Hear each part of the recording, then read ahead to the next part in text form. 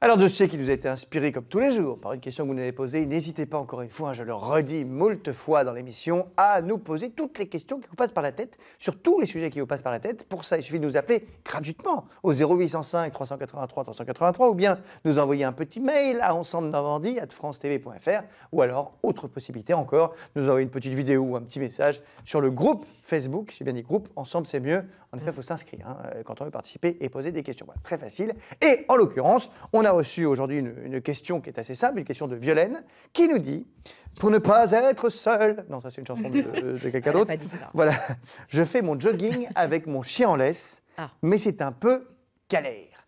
Comment bien courir ensemble? Et alors là, je vous vois dans votre tête vous dire « Mon Dieu, mais ils vont quand même pas nous faire tout un dossier sur comment on met la laisse au toutou ». Eh bien non, on a été beaucoup plus malin que ça. On a fait un gros dossier effectivement sur nos animaux de compagnie, nos chiens en l'occurrence, et savoir comment bien les promener, qu'est-ce qu'on peut faire avec les chiens, qu'est-ce qu'il faut faire, est-ce que c'est bien de les promener, comment on court avec, par exemple, tout un tas d'informations importantes. Et pour ça, nous avons deux experts. Et alors, je dois le dire, c'est énorme. On reçoit le Zidane du toutou aujourd'hui. Il a été, non mais attends, 2 fois champion du monde, 1 fois champion d'Europe, 2 fois champion d'Europe, pardon, 10 fois champion de France. Mais c'est incroyable, c'est Anthony, le moindre applaudissement s'il vous plaît, il n'y a pas de public. Mais on y est quand même. On vous applaudit Anthony. Merci donc c'est un truc de fou.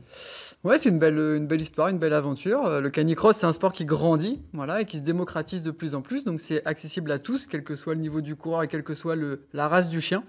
Et donc évidemment, quand on va dans du haut niveau, on a des vitesses qui sont un peu plus importantes que monsieur, madame, tout le monde. Et voilà, le canicross, évidemment, c'est la promenade du toutou, mais vous allez voir en mode un peu sportif. Et il est venu avec Opal, c'est ça. La chienne championne du monde. Exactement. Qui est magnifique, qui est sage surtout comme une image. Voilà. On va pouvoir demander son avis à Camille Génicel, notre spécialiste du jour. Bonjour Camille. Bonjour Alex. Notre experte comportementaliste animalière. C'est pas la première fois qu'on vous voit, même si l'émission est très jeune. Non, c'est exactement. Car c'est un bonheur de vous retrouver à chaque fois. Et voilà, c'est un plaisir pour moi. On est d'accord qu'Opal est d'un calme olympien. Parce qu'elle sort beaucoup et qu'elle a beaucoup d'activités. Ah, c'est pour ça. Vous nous conseillez effectivement de faire beaucoup promener notre chien. Bon, alors, du coup, on va aborder le sujet. Anthony, donc on l'a dit, double champion du monde. Alors, vous avez dit très vite le mot canicross. On va essayer d'expliquer pour les gens qui nous regardent. Qu'est-ce que c'est le canicross? Alors, je vais le faire de manière très pédagogique. Le canicross, c'est quoi? C'est juste courir tout simplement avec son chien. Donc, il faut évidemment du matériel adapté. On parlait de collier tout à l'heure. Évidemment, si le chien tire beaucoup, c'est bien d'avoir un harnais, une longe élastique et un baudrier du côté de l'humain. Et donc, là, on va dire que l'alliance du chien et de l'humain dans la course, ça s'appelle le canicross. Eh bien, on a quelques images. On va vous montrer un reportage qui a été réalisé à Cérisy Belle Étoile par nos journalistes Susanna Nevanquish et Cyril Duponchel. Regardez ça, c'est speed. À quelques secondes du top départ, ce chien ne peut plus attendre. Courir, se dépenser, ils sont faits pour ça. Le canicross, c'est la symbiose entre l'humain et l'animal. Ensemble, sur 6 km, ils donnent tout ce qu'ils ont. Un sport qui se pratique à pied, à vélo ou en trottinette. Super dur parce que ça monte, beaucoup de cailloux, mais c'est bien, il y a des seaux pour que les chiens puissent boire, donc ça c'est cool. Ici, pas de compétition acharnée, mais un moment de complicité avec son compagnon à 4 pattes. C'était raide, ça a été dur.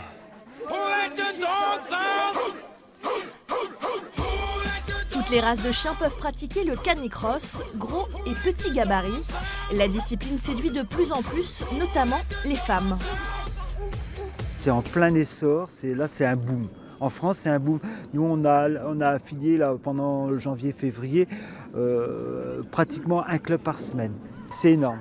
On est à 30%, 30-40% de licenciés chaque année en plus. Et c'est exponentiel. Allez, go! Allez! En Normandie, il y a plus d'une centaine de clubs canins. Ils devraient bientôt atteindre les 500 adhérents. C'est un truc de fou. Alors, on pourrait, je ne sais pas si on peut conseiller ça à Violaine, parce qu'il me demande comment promener son chien autrement qu'en laisse. Là, c'est une solution.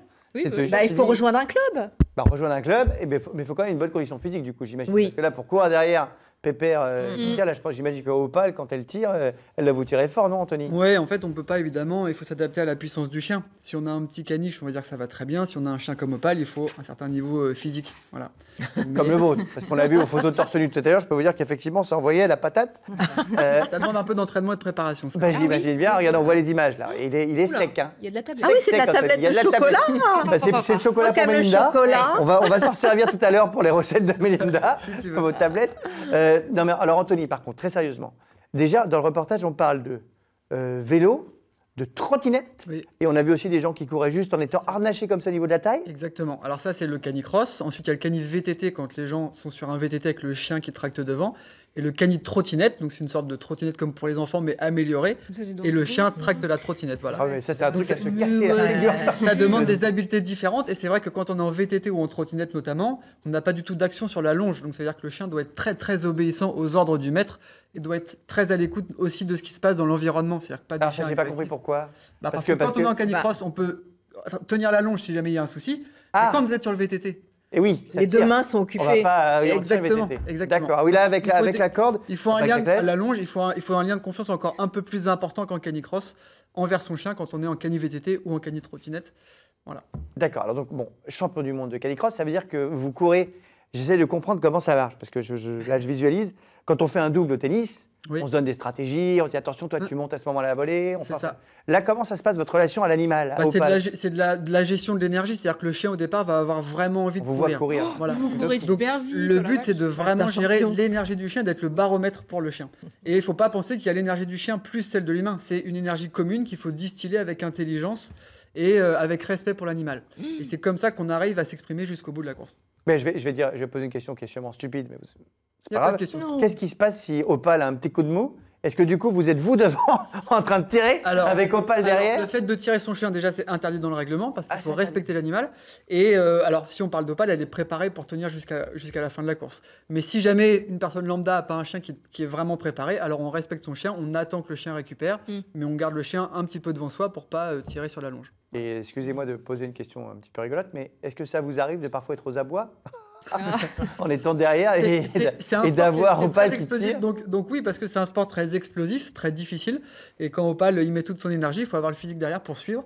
Et donc parfois, on est un peu aux abois, je dois l'avouer, physiquement, parce que c'est très traumatisant. On est en survitesse en permanence. Mais on est en survitesse, c'est ça. C'est ça. La Et deuxième question, c'est exactement. est-ce qu'on va plus vite avec Opale que tout Pour te seul? donner une image, c'est exactement comme si tu courais dans une descente. Si tu as un caniche, ta descente a fait 1%, et si tu as un chien comme Opale, ta descente a fait 20-25%. Ah oui, non, mais Voilà. du coup là c'est violent parce que ça veut dire C'est exactement ça. Sur le corps, c'est ce que ça représente comme impact physiologique. Ah mais c'est pour ça que vous êtes gaulé comme ça.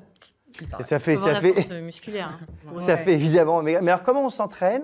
Quel est l'entraînement pour Opale? Parce que comment on s'entraîne? Vous entraînez ensemble? Bien sûr. Est-ce qu'elle doit s'entraîner toute seule, vous dans votre coin? Je Comment ça marche? l'entraîne pas mal en VTT, donc elle tracte le VTT. Ils font aussi beaucoup de libre, beaucoup de natation. Donc voilà, ils font beaucoup d'activités différentes pour avoir la condition physique. Et après, c'est aussi beaucoup du comportement du chien. Il ne faut pas des chiens agressifs, il ne faut pas des chiens craintifs. Il faut qu'il y ait un lien de confiance très important pour que le chien puisse nous faire confiance et s'exprimer avec nous dans l'effort. Parce qu'aujourd'hui, sur les courses, il y a des drones, des spectateurs, il y a des fois des départs groupés, on va être Ah oui, 200 dis donc. binômes au départ. Oh Donc imagine le stress et le bruit qu'il y a. Et puis Donc- surtout qu'il soit cool avec les autres chiens. Voilà, donc il faut des chiens très stables.